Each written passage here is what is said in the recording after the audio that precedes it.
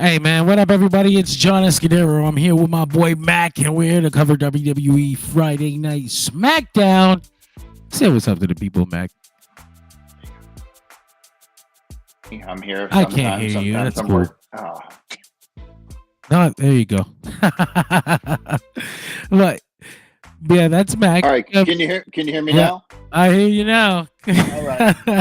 I hate these Apple ass headphones, man. They're the only things that work in this thing. So sorry about that. But I'm Mac. I'm Curbside Hero. I'm here sometimes. Work prevents me from being here sometimes. So enjoy me while I'm here. Yeah, man. So I mean, let's get right into WWE Smackdown tonight. Nicholas is out, but they'll be back next week. Same for CJ. He'll be back when he can. But we can get Humanitarian right ass. into volunteering and stuff. Yeah. But yeah, man, let's get right into that main event. Let's man. let's talk about Cody and excuse me, Kevin Owens and Randy Orton versus the Bloodline. Yeah, man. So the main event was, like John said, Kevin Owens and Randy Orton versus Jacob Fatu and Solo Sikoa. Really nothing out of the ordinary to start the match. There really wasn't anybody getting the upper hand until they did a really long heat spot on Kevin Owens where he was going for the tag, couldn't make the tag, he was cut off. Owens finally did get the tag. Randy ran wild, clothesline, scoop, power slam, draping DDT, all the hits that Randy Orton plays that we love to see every single time from him. It never gets old. He goes for a RKO on Solo, but Jacob distracts him on the apron, allowing Solo to hit the Samoan drop. But now Owens gets the hot tag. And for some reason, when Owens gets the hot tag, he always does something out of the ordinary. This time he did the Braun Strowman outside the ring rampage, hitting clotheslines and knocking guys down with shoulder tackles. And it ended with him hitting the frog splash off the apron onto the floor, onto Jacob Fatu. He climbed to the top, got the Swanton Bomb, and was looking to go for the stunner. But here comes the Gorillas of Destiny, the tag team champions. Our WWE Undisputed Heavyweight Champion Cody Rhodes runs out and takes out the tag champions. Tama is thrown into the ring where he gets a RKO. Owens in the scuffle is able to hit a stunner while Fatu hits a dive on Cody. But while Owens has the pin on Solo, Fatu rolls Cody back into the ring, right into the Achilles tendon of the referee. Distracted by this and gets up and gets two super kicks from Jacob Fatu. Solo rolls over into the cover and the Bloodline get the win. After the match, Owens gets up in Cody's face. High faces him, shoves him. Randy's trying to play peacemaker, which is odd for Randy Orton if you know his history. But all evens out. Ends up getting a hug from Owens, but this went from a very WWE main event tag match to like intertwining like 5 stories into one at the end. I really enjoyed this. I had a lot of fun as well. I think at least we got a little bit more plot progression when it comes to the Kevin Owens Cody Rhodes thing. Randy Orton getting involved was a surprise. I mean, I didn't expect they would throw him right back into this mix. After, like, it feels like he was dealing with this and then he went to Raw to try to fight Gunther, and that didn't work. So he's like, fuck that. I'm going right back to what we were doing. Tommy Spillman says he enjoyed the main event, thought it was decent. The right guys won. I can agree with that as well. Yeah, me too. The Bloodline needed that win. They needed, especially going into that pay-per-view. Creating more tension between Cody and Kevin, setting up a story for after the pay-per-view is very fucking good booking. I can't really fault them on that at all, but I'll never get over these South Park ass credits coming up at the end of every show. Like, that's crazy. It's funny as hell. It's the exact same font, and I'll never get over that. What is Lee Fitting? Lee Fitting is the director too. What is he fitting into? Oh shit! Triple H's pants. Oh no, that's horrible. God. What'd you think, Mac? You know what, man?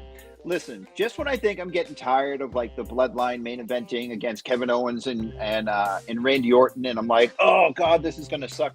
They always throw a wrinkle into it at the end to make it interesting.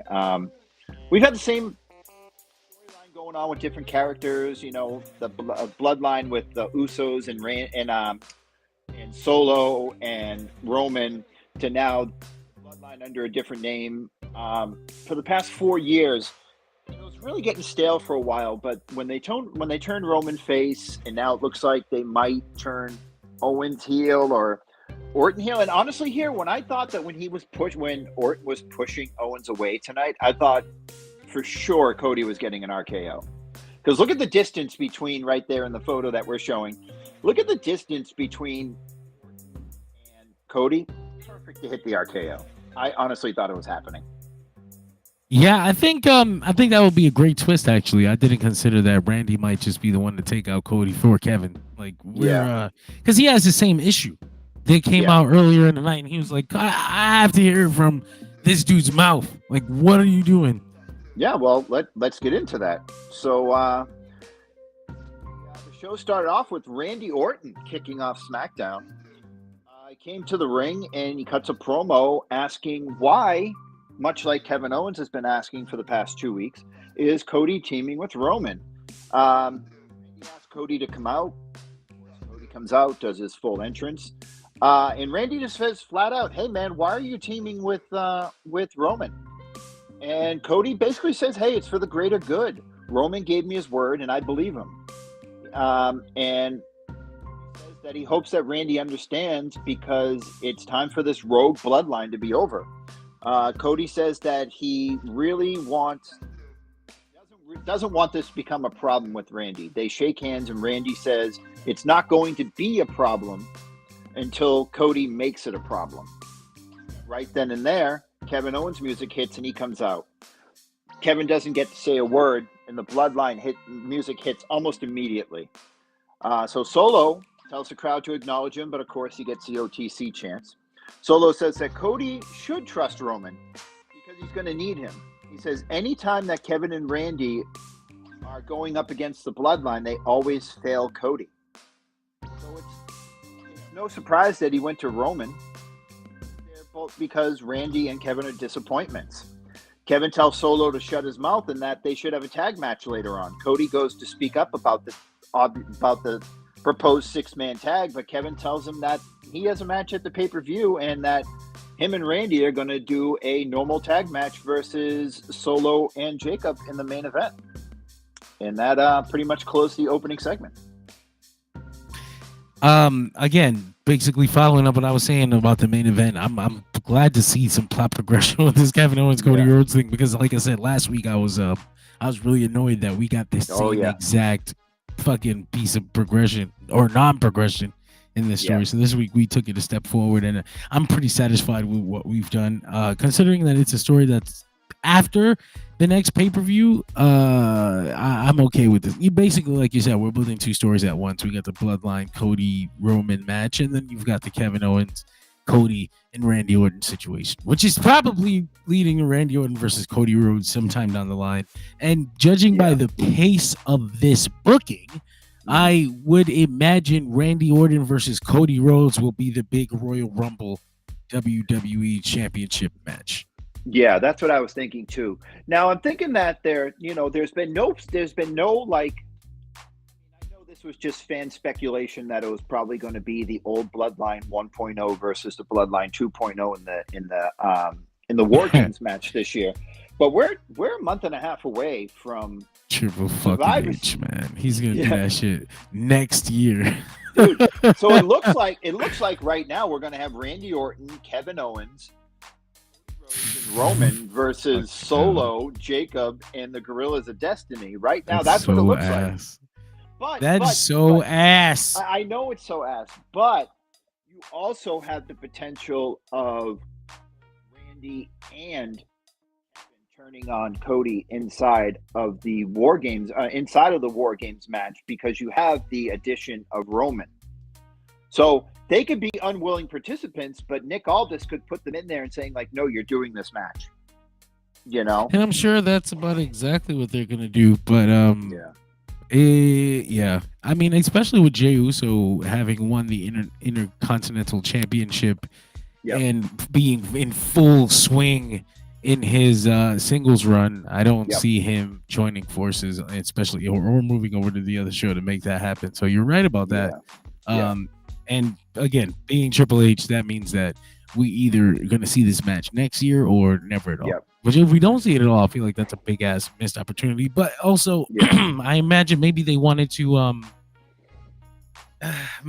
hold out for a situation where they would have The Rock involved on the side of the other bloodline, because they don't come off like a threat otherwise. Because I mean, the Guerrillas of Destiny, they've always been whatever in New Japan. They didn't really have any tag teams over in New Japan, so that 7-time IWGP Tag Team Championship stat is really kind of, has a little asterisk next to it, because what was it, like Bushiman and maybe one or two other teams, so pretty much that's kind of inflated. But I mean, that looks like the way they're going for War Games. I'd like to see a lot of more storyline progression as we go on, but not a lot that we get everything that we want, like a Kevin or a Cody heel turn. Just kind of, spread the breadcrumbs out a little bit. Like you said last week, they ruined an opportunity to progress it even further by taking a step backward. But I really feel like this week they kind of took the step that they didn't take last week. They took 2 steps forward this week, because there was a lot of tension between Kevin and Cody, and a little bit with Randy. So I like this a lot, like you. And again, like I said, the addition of Randy Orton is for some reason I didn't expect it, even though it seems very obvious now. But I guess we can move on. All right. So the next thing we saw was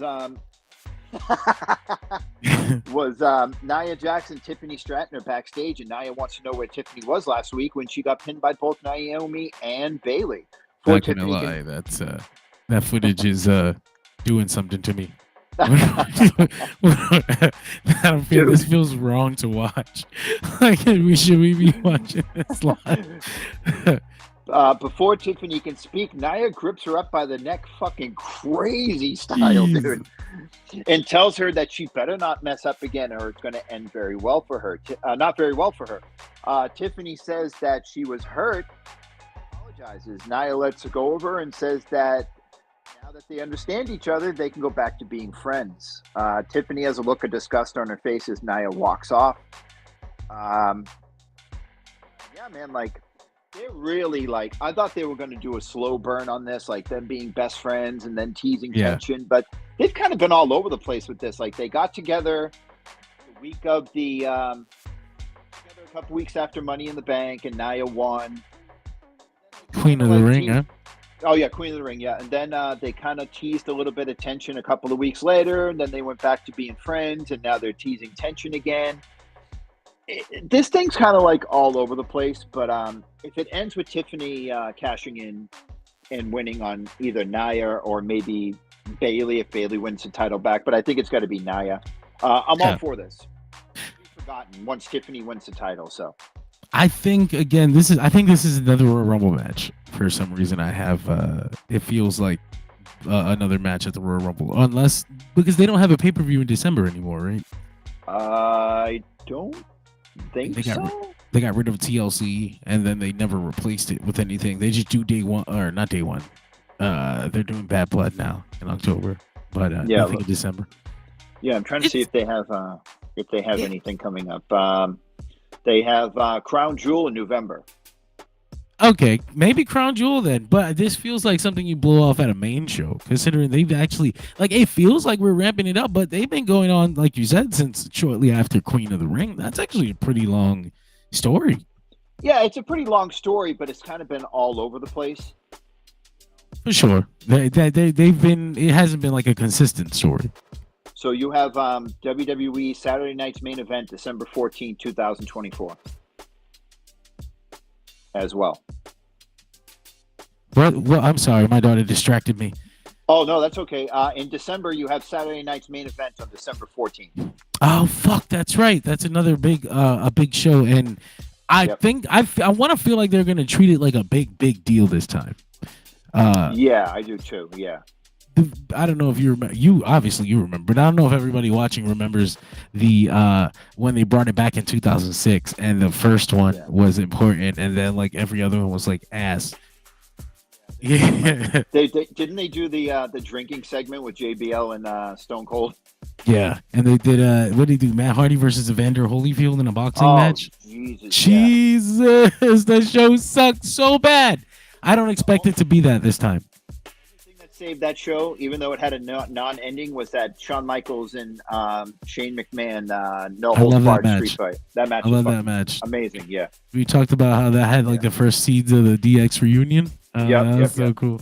The only thing I didn't like about it was the non-finish, but the ending with the suplex off Yeah. the ladder out in the ring outside to the tables was awesome. So Hell yeah. yeah, but yeah. So after that, we Bailey coming out to the wrong graphic. The That was damage control, hilarious. and she points back and she goes, "What was that?" Which is pretty crazy.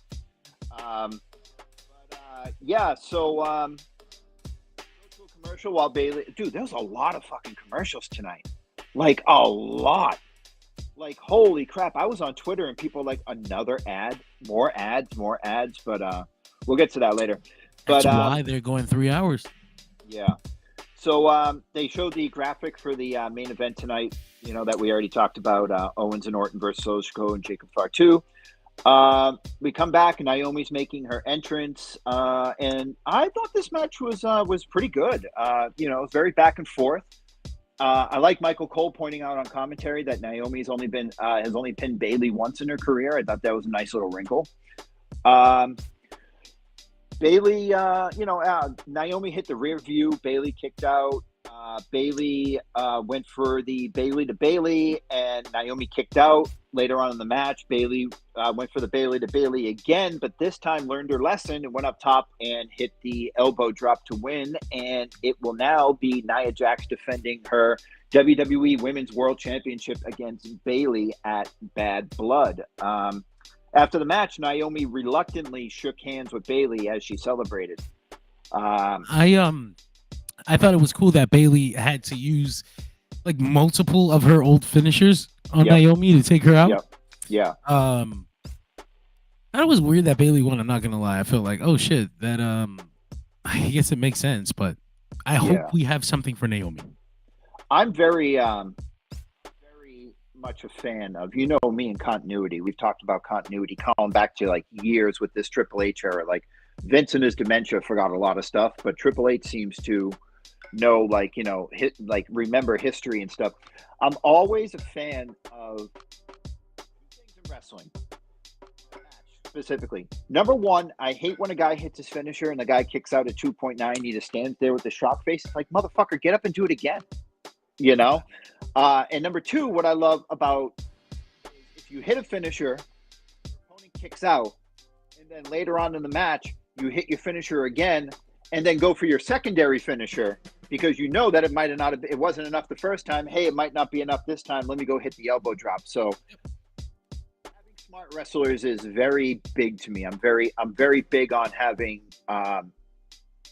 smarts in a wrestling match, if that's how you want to say it. But what'd you think about this, John? Like I said, I really enjoyed the match, and the particularly the finish. It kind of showed Bailey was giving Naomi the respect of a friend. Like, I have to give her all this; she's too much. Yeah. And we're still slow building the damn Naomi heel turn that we've been slow building since for years, forever. I want to see him go through it already. Yeah. But yeah, again, we'll see.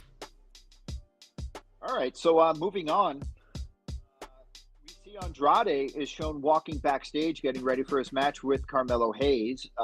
When he sees LA Knight, Andrade says that where he comes from, you show respect by shaking hands. And last week, LA Knight didn't want to do that, so he's lost all respect for him. Before Knight can even respond, Carmelo Hayes comes out of absolutely nowhere and sends LA Knight to super hell, over one of the production boxes and just completely off camera, like he died and disappeared. It was, I love that. It made Melo look so cool. Melo says that he has something for Andrade's ass too, and that takes there it is right there. Dude, he said game over and just hit him. It was so great. But that led us into the match, and damn, what a match this was, man. Carmelo Hayes defeats Andrade in their 6th match, tying their series at 3 matches apiece. Match was very physical. Like 2 minutes into the match, Andrade hits a body slam from inside the ring outside onto the exposed part of the ring onto Carmelo, which was just bonkers. The big spot in the match was Andrade going for a top rope superplex, but in midair, Carmelo Hayes reverses it into like an RKO diamond cutter, which just looked absolutely fucking incredible. Like, that was the match. That was the move of the match. He blew that spot for me by doing it earlier, like 5 minutes ago on the mat. I wish he would not have done it at all. Like, I was like, okay, cool. Yeah. But it sucked a little bit of the pop out for me. Right?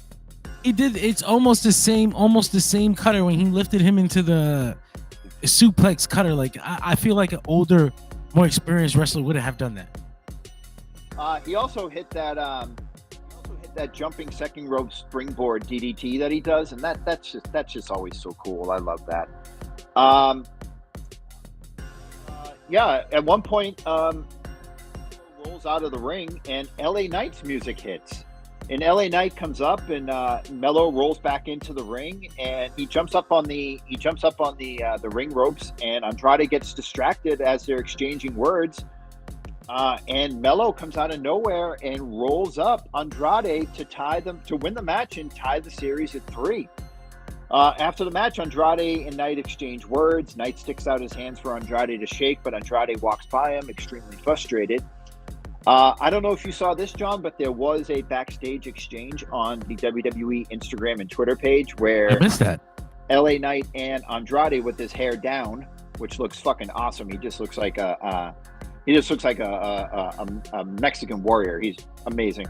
And they had to be separated. Didn't look like they were fighting, but they had to be separated. They were like screaming and pointing each other, but they really weren't hitting each other.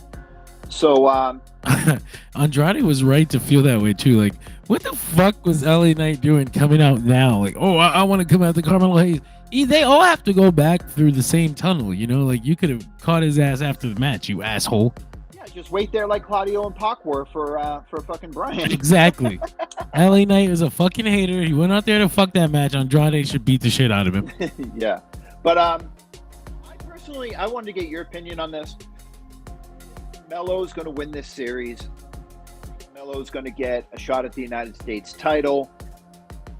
I think it's going to have a fuck finish with Andrade maybe coming out this time, and it leads to a triple threat match somewhere down the line. Maybe, I don't think at Bad Blood, maybe at Survivor Series, yeah. Or at maybe Crown Jewel, somewhere along that way. But what did you think about this match, John? Did you like it as much as I did? I just thought to myself, like, how am I not tired of these guys? Like, this is awesome. Yeah, and like they were fucking killing it. Of course, I hate the sometimes I hate to go to picture in picture on a match like this. Yeah. But I'm glad that they worked as hard as they did. It was great, and that booking idea you had about Melo winning makes sense because Andrade already had the United States title shot. Yeah. But it's not booked yet, right? They haven't said the 7 matches coming.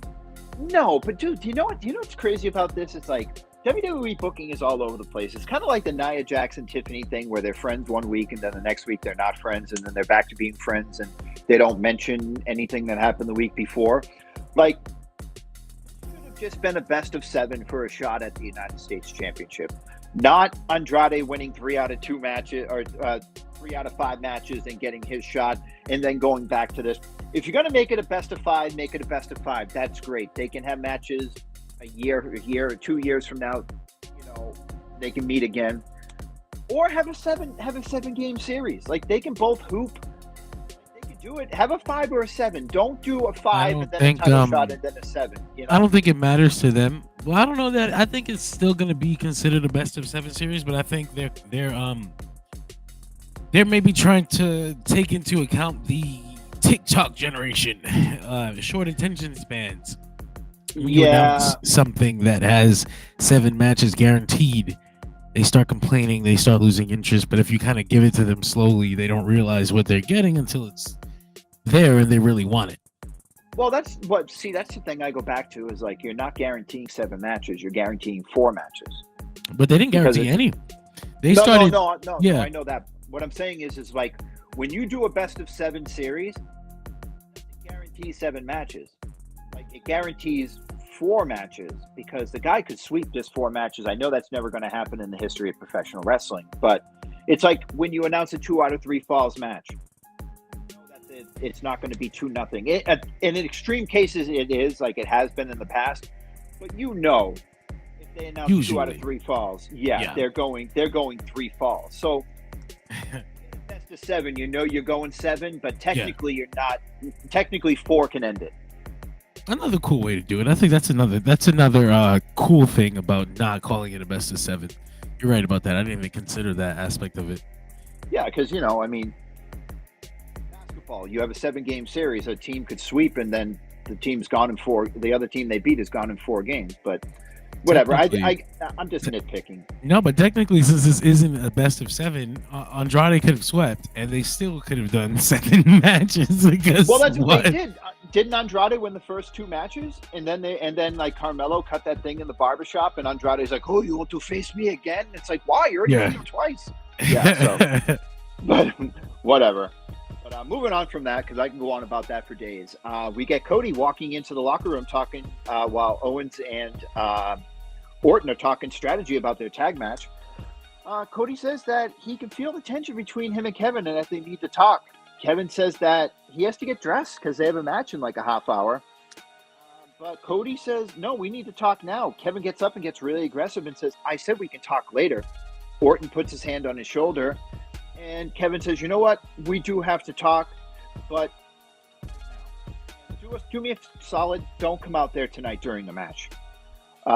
Kevin walks off and Randy puts his hand on Cody's shoulder and says, it's going to be a 4-on-2 match out there tonight. We understand that, but just don't come out there. If the Bloodline decide they want to act up after the match, come out there, but don't come out there during the match. And at that moment, you knew Cody would come out there during the match. 1,000,000%. There was no doubt in my mind. Dude, I was in my house alone, sitting on my table, and Orton goes, don't come out. I go, that motherfucker's coming out. He's definitely coming out. He was at the curtain watching the whole time. With one eye through like this through the curtain. Like, yeah, the whole William Regal picture. Oh, yeah. So up next, we got a return promo for excuse me, I want to say his name correctly. The phenomenal Styles returning next week in Nashville, Tennessee. Now, I don't know if I sent it in the group chat today, John, but I don't know if most people know, but AEW put out a video today hyping up the collision match, strap match tomorrow between Jeff Jarrett and Hangman Page. And they used AJ Styles' old theme, Evil Ways, from when he went kind of like darker in TNA back in like 2012, 2013.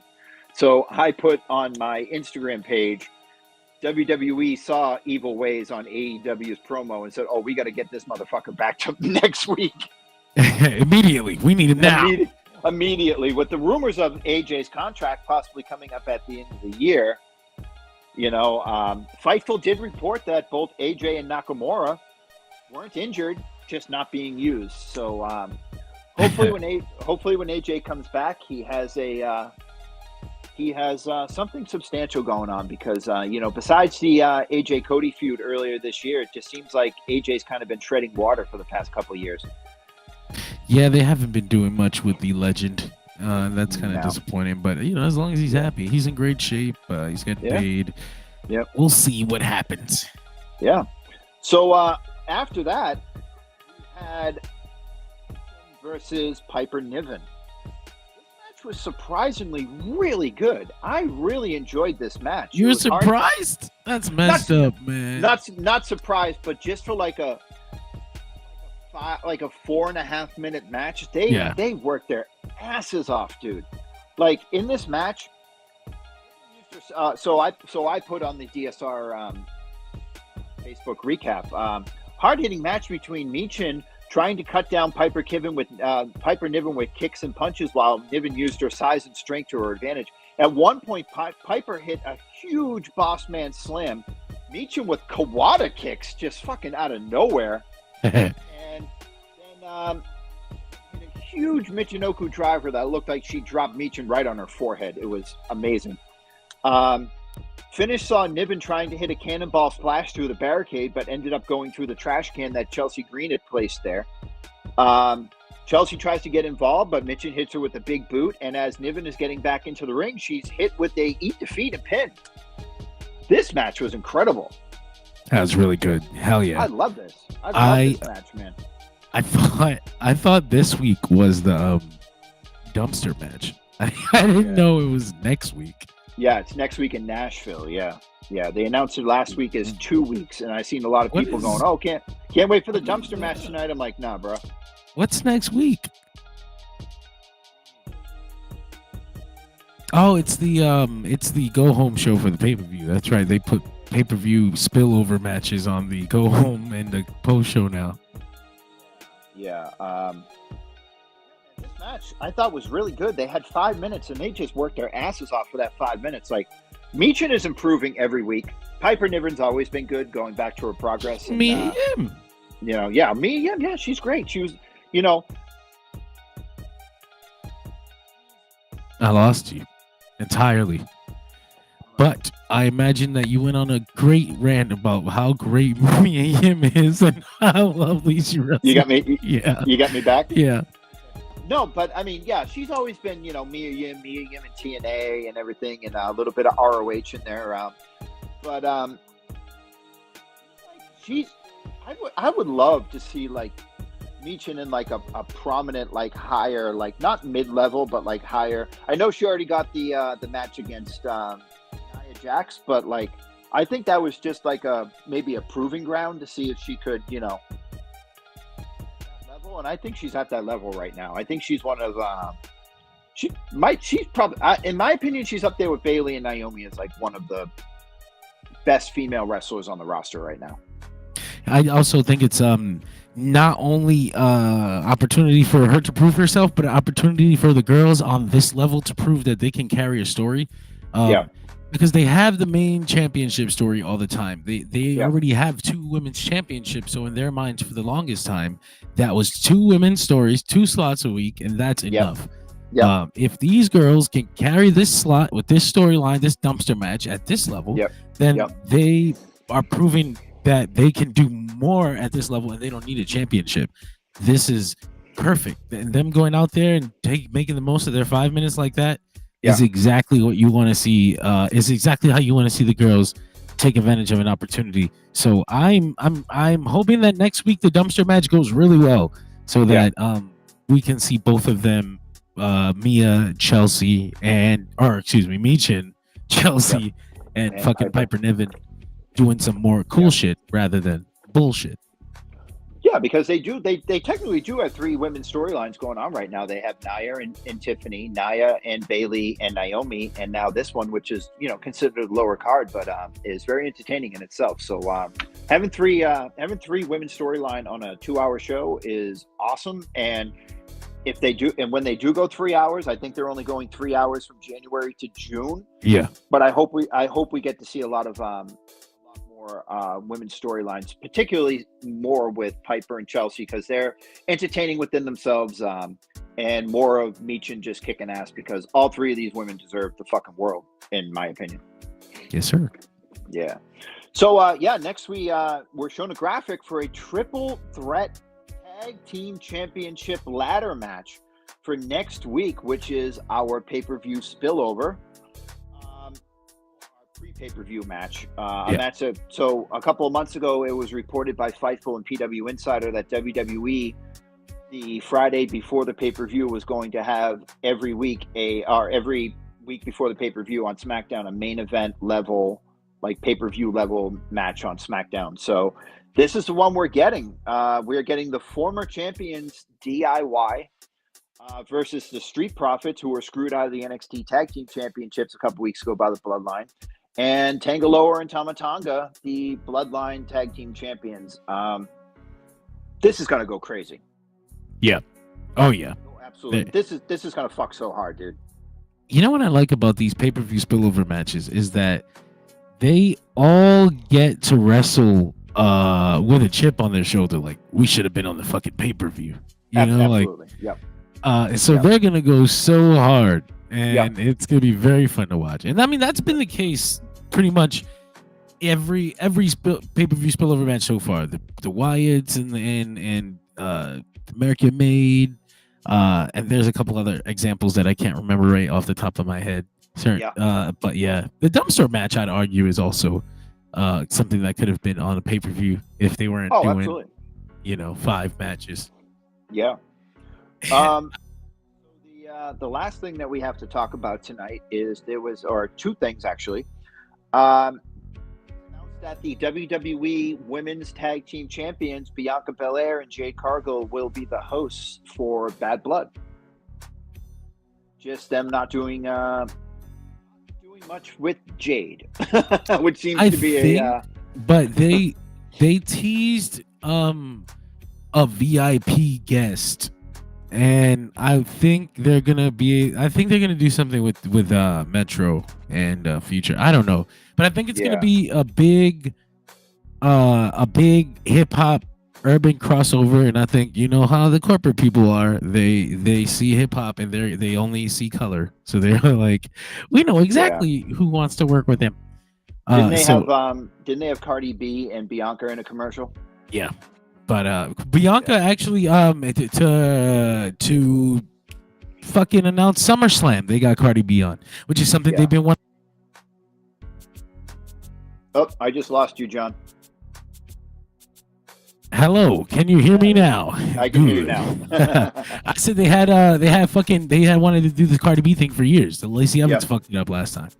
But this is exactly the kind of work that Jade Cargill wanted to do too. This is the kind of thing that she was bringing to AEW naturally. This kind of attention. So WWE putting her in this position is no real surprise for me. It's a very it's a good move. Yeah. So after that, Naomi is walking backstage and she runs into Bayley. Bayley says she's sorry that Naomi isn't going to the pay-per-view to get the title match, but Naomi says she's not sorry. She's happy she won. And they kind of tease a little tension, and then Naomi says, "I'd be happy if I won too." So, it's all good. So she hugs Bayley. Too hard, maybe hurts Bayley's back, and Bayley walks off. Naomi walks about maybe 10 feet more down the hallway, and I don't know how she didn't see Tiffany Stratton there because it's a very narrow hallway. But she runs into Tiffany, and Tiffany makes fun of Naomi for not winning, and Naomi says that since Nia is going to be tied up next week, her little running buddy, Miss Money in the Bank, won't be. So she's going to go to Nick Aldis's office right now and see if she can get a match with Tiffy next week. Good stuff there. I mean, like I said, I can't really complain about the booking this lately. They're doing things that make people care about the characters, so I can't complain. I mean, that's exactly what you want to do. You want to connect with the characters, whether you like the stories or not. I can't deny that this is working. People hate Tiffy. People love Naomi. They love Bayley. There's nobody on TV right now that is miscast. Mm-hmm. Everyone is over how they should be. Everyone is moving how they should be.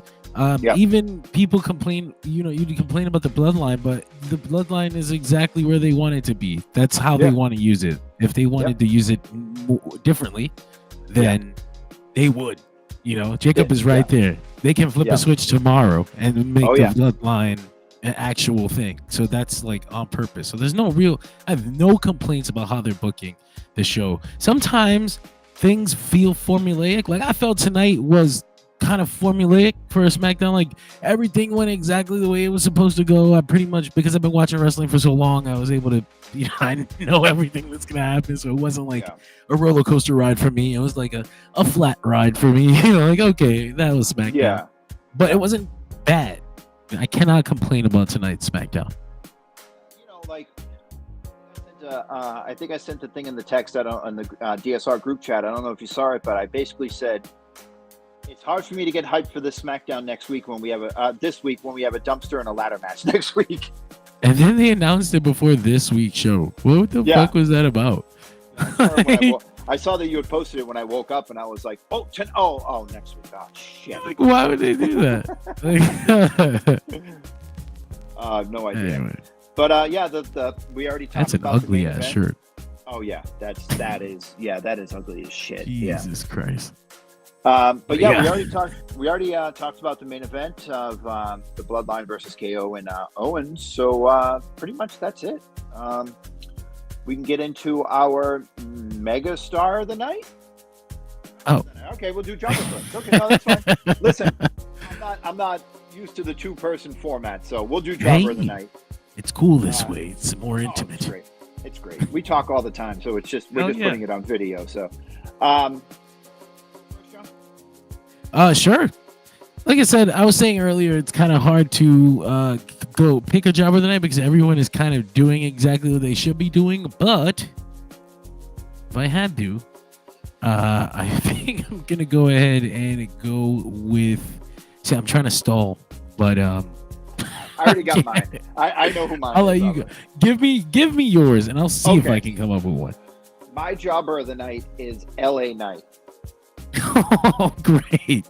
LA Knight got run over by the Carmelo Hayes train backstage, and then he comes out and ruins a 4.5-star match by getting involved. And then after the match, he wants to shake the hand of the guy that he just fucked over. Like, hey, sorry, bro. Yeah, like, not only do you look like a fucking dork by being run over by Carmelo Hayes backstage, but you came out and ruined a match, and then you wanted to shake. You just ass. You were just ass tonight, LA Knight. You're my fucking jobber of the night. You're my jobber of the week. Get out of here. I mean, I guess story wise, that's the only person I can also think of tonight who was like a complete douche. Also, you know what? Cody Rhodes. They fucking told you to stay in the back, and he thought he was doing a good thing. Fine, but they told you exactly why. This is exactly why they have a referee out there. Okay. You know what you could have done? You could have went to Nick Aldis's office and asked for help. Hey, the Bloodline is out there. Get some security or something. He went out there and he fucked over Kevin Owens and Randy now. But Cody Rhodes is gonna be my jobber of the night. Yeah, man. Man, Cody prides himself on being like the guy and doing the right thing all the time, but he sure is stupid. That's a classic top babyface trope. They're all fucking dumb for some strange reason. I don't know if it's not something I usually get mad about, but it is something that's funny to bring up because Sting, John Cena, so many stupid babyfaces who do stupid things. How many times did Sting get like tricked by like the 4 Horsemen? At least 6. Flair, the Horsemen, Luger. Nobody even liked him. That was fucked up. They didn't trust him. He's like, what the fuck? I trust all of you and nobody trusts me. Yeah, you know what, motherfuckers? I'm going down to Spirit Halloween getting some white paint. I'm gonna sit my ass up in these rafters for 2 years. In today's environment, I'd call the police. That guy in a fucking trench coat keeps sitting up there, and I don't know what he's thinking. It's like, bro, he's got a vulture. Get him out of here. Get him out of here. But yeah, man. All right. That brings us to megastar of the night. Yes, sir. You want to go first, John? This one's a little bit easier. My megastar of the night tonight is going to be fucking Carmelo Hayes, who's finally putting it all together. He looks great on SmackDown. He's finally getting in the mix. putting him in a best of 7 was genius because you let him work the same guy and get comfortable with the same guy so that when he moves on, he'll have a little bit more. I already used the word comfortable, and I can't think of another one to make it redundant. But so he can be a little more comfortable on the fucking main roster. It's working out for him, and tonight was perfect. I can't wait to see where they're going with this, him and Andrade.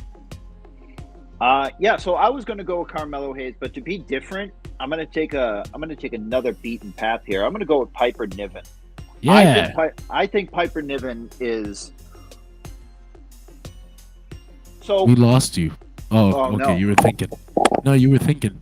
You said I think Piper Niven is, and then I was like, oh no. Okay. So came into the room today while that match was going on, and she was like, "Oh my God, who is that big girl?" She's like, "Is she a wrestler?" And I was like, "She's one of the best wrestlers on the roster." And she goes, "No way." And my stepmother sat down and watched like 5 minutes, almost the whole match. I think she left like maybe a minute or two before the finish. And she was like, "Oh my God." I'm like, "Yeah." I'm like, "She's amazing." She's like, "She just picked that girl up like she was nothing." And I was like, "Yeah, I mean, Piper Niven's one of the best wrestlers on the roster, and you give her 6 minutes, she's going to go out there and make magic." You saw what she did with Bayley. What pay-per-view was that? Was it Clash of the Castle? Clash of the Castle. She worked a great match with Bayley. She just went out there and made the best of 5 minutes. She knew she was going to lose, but she looked great doing it. So, Piper Niven's my megastar of the night. My thing is I like looking at matches when I go, oh man, this is probably going to be like 2 minutes and it's going to suck. And then it's 6 minutes and it's awesome. That's the greatest feeling in the world to me. So so two thumbs up. Piper Niven, great.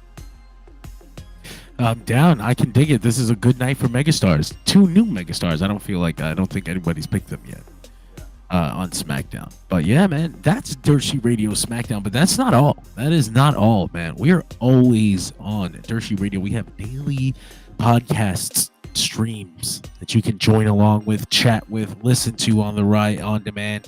We have on Mondays, Monday Night Raw. On Tuesdays, we come on after NXT. On Wednesdays, after Dynamite. On Thursdays, after Impact. And of course, like tonight, on Fridays, after SmackDown.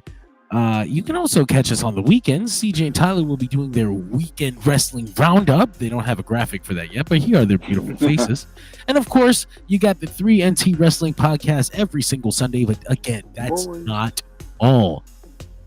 You also got the flagship, the newscast, The Boys, Dirt Sheet Radio. This week, we talked about Vince McMahon's documentary and a whole bunch of other shit. Dirt Sheet Radio episode 177, available everywhere podcasts can be found right now. And one last thing, shout out to the people in Atlanta and Florida right now getting pounded with that hurricane. Stay safe, and I got a couple of friends out there that don't have power right now and kind of like taking shelter. So everybody stay safe and keep watching Dirt Sheet Radio. Absolutely. Stay safe out there. I got some friends out there. Comic Book Click's very own George Serrano out there in Florida right now. Alex, who's been with us as well, out there right now in Florida. Be safe, fellas. We love to have you back on the show, so make sure you don't get hit with any flying trees or little doggies or witch houses or anything like that. But thank you all for joining us